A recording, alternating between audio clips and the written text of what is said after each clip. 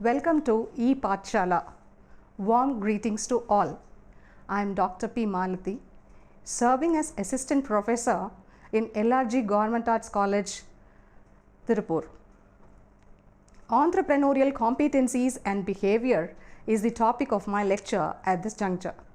This lecture is evenly concentrated on the bifurcations of the topic, namely entrepreneurial competencies and entrepreneurial behavior. The French origin of the word entrepreneur connotes to business head who assumes an indispensable role in the economic development of a country. An entrepreneur is groomed well based on the circumstances that expose him to the requisite opportunities and resources. An entrepreneur who makes the best strategic plan of bridging both the opportunities and the available resources persistently and undoubtedly holds on to the wings of corporate victories. At all times, it is one's enterprising skills that acts as a magic wand for one's corporate success. The anecdote of a blind beggar who didn't get any money but gained the pity of a passerby's enterprising skills would serve a right example here. There was a blind beggar who was begging for his bread with a cardboard inscription stating, "I am blind, please help." But none took a notice of him. A passerby who happens to behold this beggar takes his cardboard and wrote on the other side, "It's a beautiful day. You can see it, but I cannot." This moving statement gains a good sum of money for that blind beggar. The noteworthy point here is the enterprising statement written by the passerby. In fact, the phenomenal success of an entrepreneur actually depends on the behavior and competency level of that entrepreneur. It is here the question about entrepreneurial competencies arises.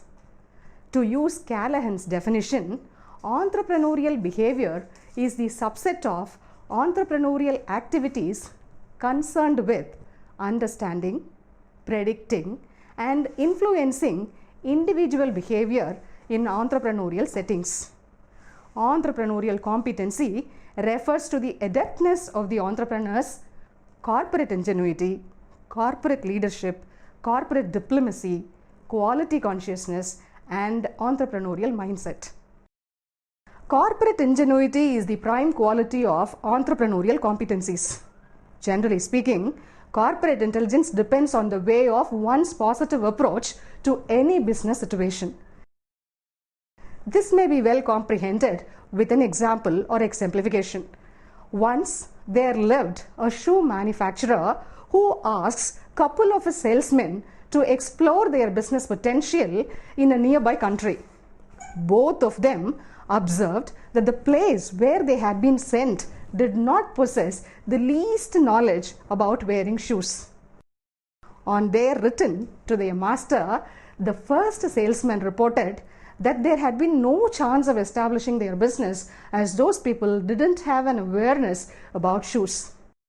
Whereas the second salesman said that that was the best suitable place for the establishing their business as those people would love and enjoy the comfort of shoes if introduced.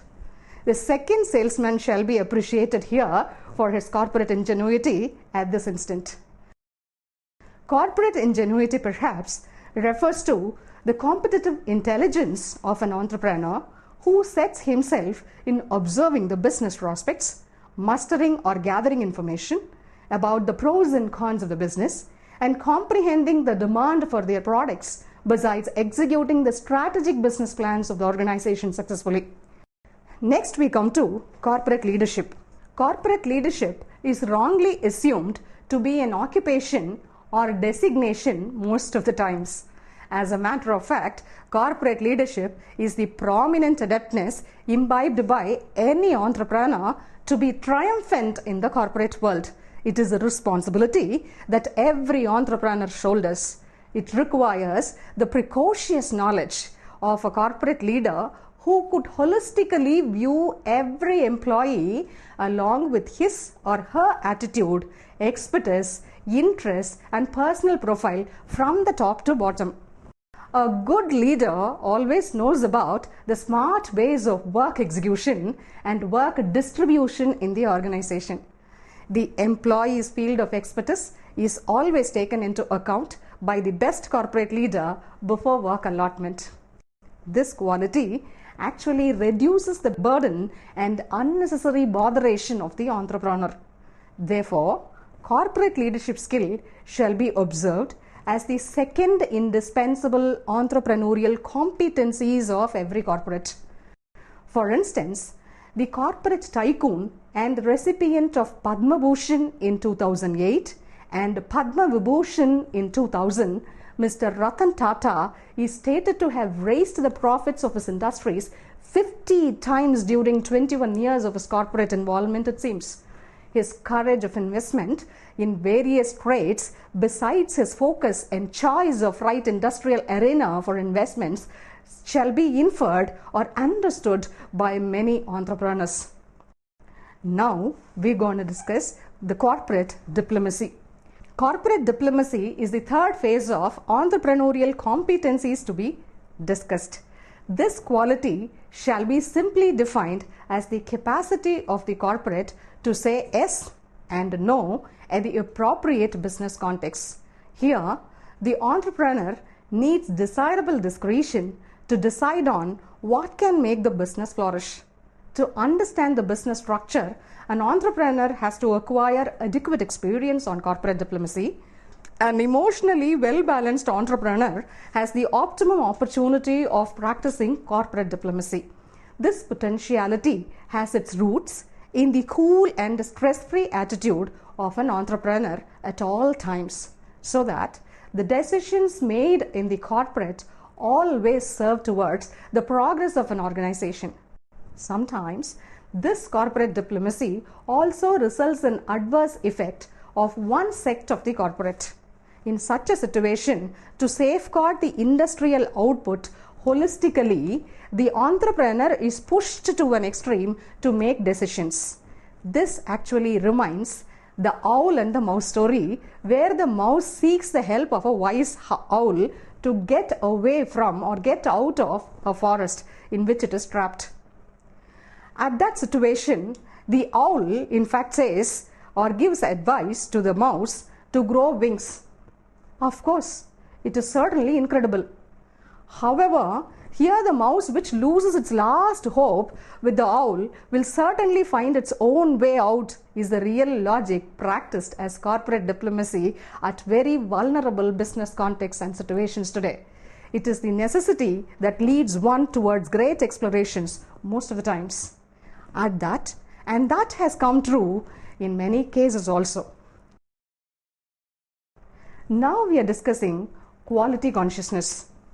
The best avenue of an entrepreneurial success shall be attained through the fourth entrepreneurial competency, namely quality consciousness of the end product. Quality consciousness is not a cakewalk. It is framed on the foundation of the holistic industrial commitment and sincerity of the employees.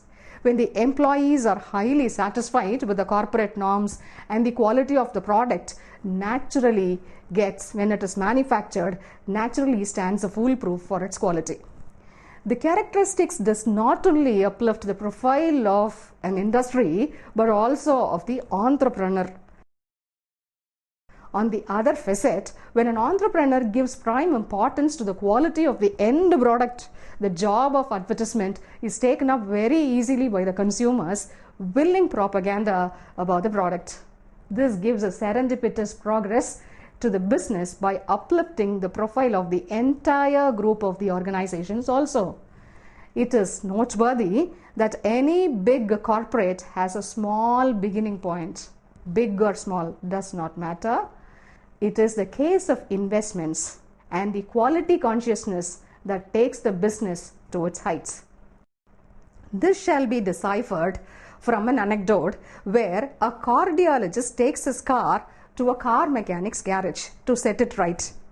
There, the chief mechanic instructs a novice to set it right by narrating the process of it and the tools to be used. In few seconds, the car is set right and the bill is submitted to the cardiologist for payment. As the bill seemed to bear an unimaginable high payment, the doctor says it is atrocity to charge that much of a payment for a simple work. The mechanic immediately makes a general comparison with the big figured medical bills given by the doctors for simple treatments. For which the doctor replies, the mechanic's work is not a machine. Mechanics usually work on machines when they are not plugged into electricity. But whereas a doctor, he works on human machines in its full vitality. And that makes the difference, justifies the doctor. Because it is very easy, when the machine is not plugged in, it is very easy to work on a machine.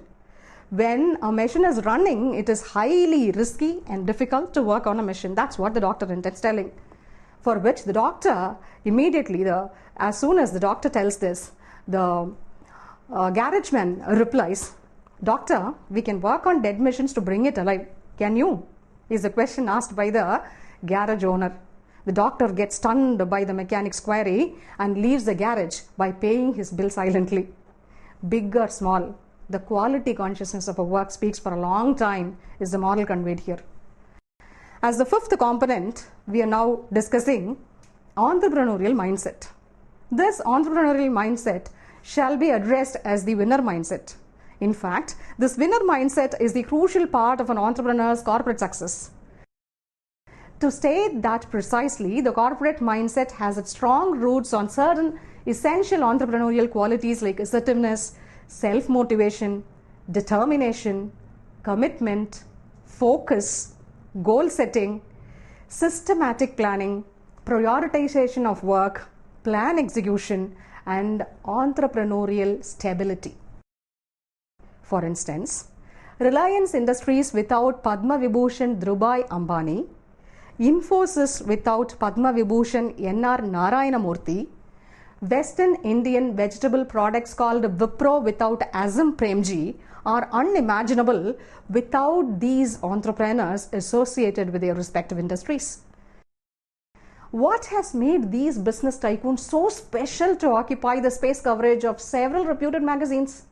If pondered well, the answer is naturally their entrepreneurial mindset, which comprises assertiveness, self-motivation, determination, commitment, focus, goal setting, systematic planning, prioritization of work, plan execution, and entrepreneurial stability. This entrepreneurial stability actually arises from the entrepreneurial behavior, which shall be discussed elaborately now. This, in fact, is the second facet of the same lecture. Entrepreneurial behavior is perceived as an entrepreneur's attitude in observing the consumer behavior on both psychological and sociological facets of the business. A thorough understanding of entrepreneurial behavior is both an art and a science. While the strategic approach to human behavior is considered to be science, the practical exposure of the behavioral knowledge serves to be an art. To state in other words, entrepreneurial behavior is an essential and fundamental psychological knowledge of an entrepreneur to stick on firmly to his or her incessant or continuous industrial success. Here arises a query. Why the entrepreneurial behavior is considered significant to be comprehended? This shall be justified with the frog and scorpion anecdote. Once there lived a scorpion and a frog together, and the scorpion goes and seeks the help of the frog to cross a flooded river. The frog was scared to take the scorpion on its back and says, "If I carried you on my back, you would sting me to death." But the scorpion replied, "Why I would sting you when we both have to save our own lives? Both the lives is at stake unless otherwise we cross the river." As the reply of the scorpion seemed very sensible to the frog accepts to the deal. And the frog carries the scorpion on its back. Half the way through, the scorpion had stung the frog. The frog, writhing in pain, asked the scorpion, "Why did you sting me, even after knowing it would doom both of us to death?" The scorpion replied, "My nature and attitude is to sting. And I had done the same at this vulnerable and irresistible situation. So I had stung you," said the scorpion pathetically. The inference from here is a very strong understanding of entrepreneurial behavior for taking preventive measures to solve any corporate crisis. When an entrepreneur possesses the requisite entrepreneurial behavior, he or she obviously has the understanding of client or consumer behavior. Number 2, the interpretation of the client or consumer behavior. Number 3, foresight of the societal compulsion. Number 4, observation of triplicate behavioral pattern. Number 5, identification of transformation in consumers' interests. Let's now get started with all the 5 components to be observed with a perspective to enhance the entrepreneurial behavior. As the first component, we are to discuss understanding the consumer behavior. Concentrating on entrepreneurial behavior perhaps opens the doors of behavioral approach discussed in the business management concepts. Entrepreneurial competencies indeed rely on the behavioral concepts of the human beings. This study has fixed its strong roots on the behavioral knowledge of human beings pursued through observations on human behavior. In fact, this behavioral knowledge is an essential enterprising skill.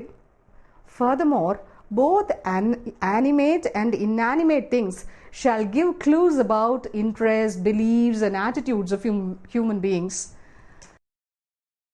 The inanimate things used by human beings prominently proclaim certain essential information about them, which may serve a clue or a tool for a successful business deal sometimes. For instance, a skilled door-to-door marketing person usually comprehends the success of his business deal every day by observing the footwear cupboard that is kept outside every house before pressing the calling bell. The clues about the number of members in the family, the proportionate mix of male and female members, the age group of people who are living in the family, number of kids in the family, the economic status of the family, and at present how many members are available in the family, and all these things can be holistically perceived by just looking at the footwear cupboard by the door-to-door vendor. So this is very easy for the door-to-door vendor to make his business very successful. The second component of the entrepreneurial behavior is interpretation of consumer behavior. An entrepreneur's interpretation capacity of the consumer behavior helps to promote and smoothly maintain the business relationship between each other. Offering freebies to the consumers on buying their goods, allotment of rebate percentage on certain specific purchases, issuing smart cards of that enterprise with credit points to make the consumer fall back to them for all further purchases are quite a few instances where the consumer behavior is well generalized by the entrepreneurs. In some of the big garment industries of Tamil Nadu, especially in Coimbatore, the consumers who set themselves on purchase are offered free quality beverages, especially in the evenings. This naturally results in the flooding of consumers to those shops. The salesmen of these shops are trained by the entrepreneurs to speak in a convincing and cajoling manner to their customers and consumers so that they will not walk out of the shop after making just a window shopping experience. Now, thirdly, we come to see foresight of the societal compulsion. The foresight of the societal compulsion is the third component of the entrepreneurial behavior. The fundamental awareness about the societal compulsion for a purchase of certain products becomes a significant knowledge of an entrepreneur prior to devising his or her business plans. The society in which the entrepreneur lives perhaps forms a strong base to the entrepreneurial behavior. This societal factor has an equal role on the consumer behavior also. Whether a soap manufacturer or a beverages producer, irrespective of the nature of the business, an entrepreneur is prone to study the societal taboos, societal beliefs, and societal anxiety before marketing the commodity. A few ready-made shops in Coimbatore district of Tamil Nadu freely offer oven fresh sweets to kids and perfumed natural flowers like white and pink jasmines to the married women on Fridays who visit to the shop. The sentimental attachment of Tamil married women in this society and their societal belief is well utilized by these entrepreneurs of the garment industry located in Coimbatore district of Tamil Nadu. Observation of triplicate behavioral pattern now. This is the fourth component which is to be discussed. This component deals with the triplicate behavioral pattern, which is actually a cyclic process. The interlinked cyclic behavioral pattern opens an avenue to identify three behavioral elements, namely individual behavior, inter-individual behavior, and the behavior of organizations. These three behavioral patterns are interconnected and they may be easily understood with the help of an incident. A person who commutes to his workplace every day by train observes an idle man on the platform from where he boards in the train. One fine day, the commuter calls the idle man and hands over 4 soft drinks containers and asks him to crush and push it into the recycle machine kept in the station by the recycle industry located in the city. This idle man reluctantly goes to the machine and obeys the instruction given by the commuter. Immediately, the machine yields him some nominal amount with which he can order at least a tea. The next day, the commuter happens to see the man picking up all empty soft drinks containers. After that, he was not at all seen on that platform. After a short span of 1 year, on a sultry day afternoon, the commuter stops his bike to take a soft drink at a shop. To his surprise, he finds the idle man in the cash counter who offers a free drink to the commuter as a sign of his indebtedness. If we closely analyze the story, the commuter throws a psychological stimulus on the idle man to work by exposing him the benefits of it. Here, the behavior of the organization that persuades an employee to work and scale heights that shall be inferred.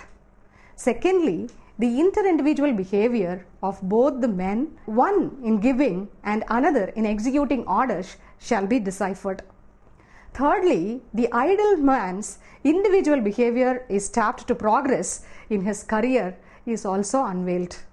Similarly, the organizational behavior forms a psychological stimulus towards enriching the work potential of every individual.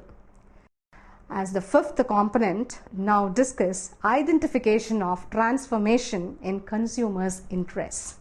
The fifth component is identification of transformation. Why do we discuss this? There is a reason.